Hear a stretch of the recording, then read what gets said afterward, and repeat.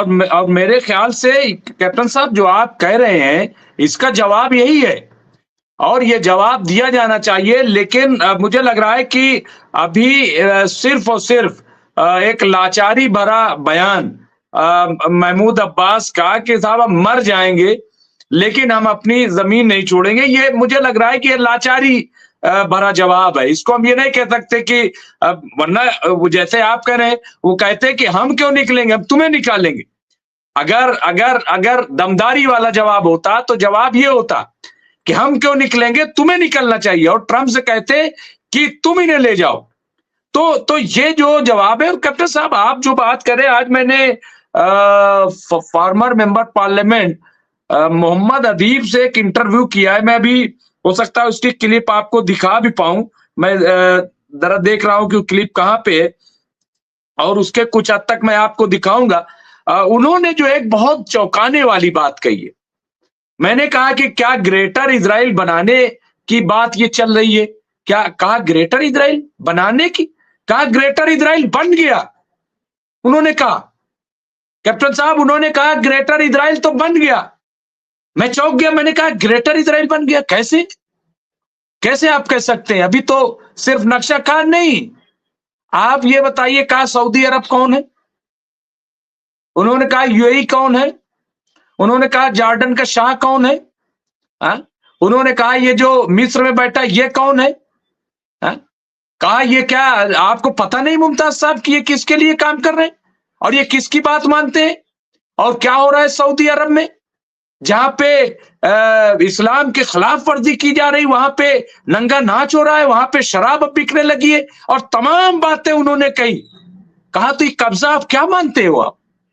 कहा कि वो तो खाना काबा में इसलिए कुछ अभी नहीं हो रहा है कि दुनिया के मुसलमान उठ खड़े होंगे और बड़ा भयंकर बवाल हो जाएगा। तो अब ये जो है ये बात उन्होंने जो कही कैप्टन साहब आप ये बहुत बड़ी बात, मैं अभी हो सकता है मैं क्लिप आपको दिखाऊं, लेकिन ये जो बात है इसको आप किस उसमें देखेंगे?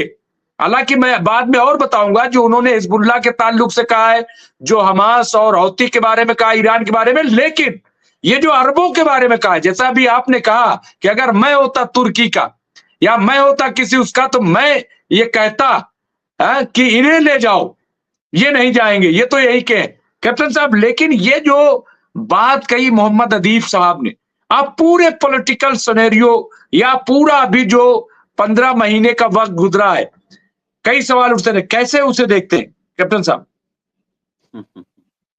हाँ, मामला थोड़ा डेलिकेट है। देखिए क्या है, ना सिर्फ अरब मुल्कों में दुनिया के मुसलमान, बाकी जो मुस्लिम देश हैं, 57 मुस्लिम देश हैं, वहाँ पे भी कुछ ऐसा चल पड़ा है कि संस्कृति जो है, कल्चर है जो है, वो थोड़ा बदल रहा है। ज़्यादातर मुल्कों में यूरोप, ज़ाहिर बात है यूरोप के जो मुस्लिम देश हैं, वहाँ तो है ही। मेडिटेरियन सी के आसपास जितने मुस्लिम देश हैं, वहाँ पर भी पिछले 100 साल से आप देखिए थोड़ा कल्चरल चेंज तो आए हैं। अ, अब हम पिछले 50 साल से यही कल्चरल चेंज जो है आस्ते-आस्ते मिस्र में भी देख रहे हैं, सऊदी में देख रहे हैं, जॉर्डन में ये देख रहे हैं, जहाँ उनके जो प्रिंस हैं, किंग्स हैं, शेख हैं, अमीर हैं या उनके प्रेसिडेंट हैं, प्राइम मिनिस्टर हैं या रूलिंग एलीट जिसे हम बोलते हैं, वो और उनके जो परिवार वाले हैं, खानदान, शाही खानदान के आसपास के सब लोग थोड़ा वेस्टर्न इन्फ्लुएंस में चले गए हैं। तो शायद ग्रेटर इज़राइल से यही था कि हाँ, इन सब मुल्कों में पश्चिमी सभ्यता थोड़ी आ गई है। अगर आप लेबनान में जाएँगे, लेबनान में तो पहले से ही करीबन 100 में से 40% ही लोग मुस्लिम थे। चाहे शिया हों, सुन्नी हों। क्रिश्चियंस जो थे, आधी पॉपुलेशन क्रिश्चियंस की थी। तो सब देशों में पश्चिमी सभ्यता आस्ते-आस्ते बढ़ रही है। बहुत बड़ा रीज़न ये है कि इनके यहाँ जो बच्चे हैं, वो बहुत कम उम्र में ही जब वो 10-12 साल के हो जाते हैं, यानी छठी 7वीं में जाते हैं, तो उनको तालीम के लिए लंदन भेज दिया जाता है, अमेरिका भेज दिया जाता है, यूरोप भेज दिया जाता है। फ्रांस में जाके पढ़ाई-लिखाई करते हैं। तो जब वो वापस आते हैं तो उनके सोचने का तरीका, रहने खाने का तरीका, कपड़े पहनने का जो अंदाज है वो पश्चिमी हो जाता है। लेकिन हाँ, इतना समझना पड़ेगा कि ग्रेटर इज़राइल की जो पॉलिटिकल बाउंड्रीज़ हैं या किसी भी देश की ग्रेटर इज़राइल अगर कोई सोच रहा है तो पॉलिटिकल बाउंड्रीज़ के पहले एक मिलिट्री बाउंड्रीज़ बन जाती हैं। उस हिसाब से अगर लकीर आप खींचे नक्शे पर तो वो लकीर अभी तक जॉर्डन में कहाँ तक गया है? जॉर्डन में जो सिर्फ जो वेस्ट बैंक है जिसे हम जो वेस्ट जॉर्डन रिवर है उसके पश्चिम तक, जो कि इज़राइल ने 1967 में कब्जा कर लिया था, जिसे हम ट्रांस जॉर्डन कहते थे। तो मिलिट्री लकीर वहीं तक गई है। सिनाई में इजिप्ट की तरफ भी वह लाइन ज़्यादा नहीं गई। 1967 या 73 की लड़ाई में जितनी भी ज़मीन इज़राइल ने ले ली थी मिस्र से सिनाई में, वो वापस कर दी है। तो सिनाई की तरफ भी जो है फिलाडेल्फी कॉरिडोर वाली जो लाइन है, ओ वहीं तक उनकी मिलिट्री कंट्रोल है। और मिस्र जो है 1 इंच ज़मीन भी कभी इज़राइल को नहीं देगा। मिस्र फ़ौजी तौर पर मजबूत देश है।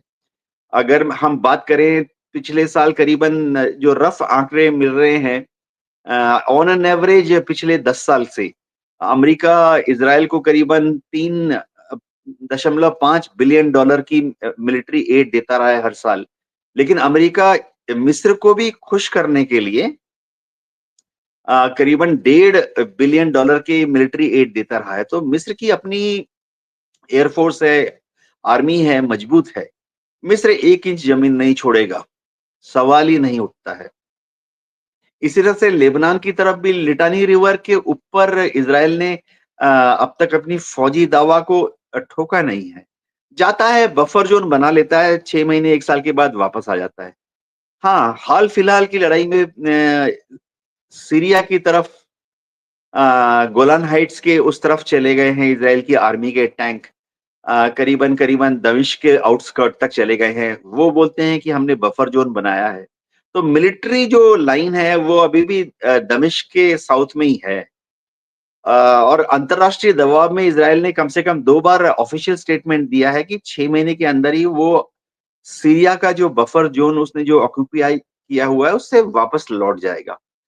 लेकिन हाँ, ग्रेटर इज़राइल ऐसे बन रहा है दिमागी तौर पे कोई भी अरब मुल्क जो इज़राइल के साथ जिनका कॉमन बाउंड्री है, इनमें से कोई नहीं है जो कि जॉर्डन, मिस्र, लेबनान, सीरिया इनमें से कोई भी नहीं है जो कि अब अ, फिलिस्तीन या वेस्ट बैंक के जो अरब लोग हैं उनके सपोर्ट पर आके खुलेआम मजबूती से खड़ा हो। तो हाँ, हम कह सकते हैं कि इज़राइल का जो खौफ है वो इन 3 चारों देशों में फैल गया है। जी, डॉक्टर रिज़वी?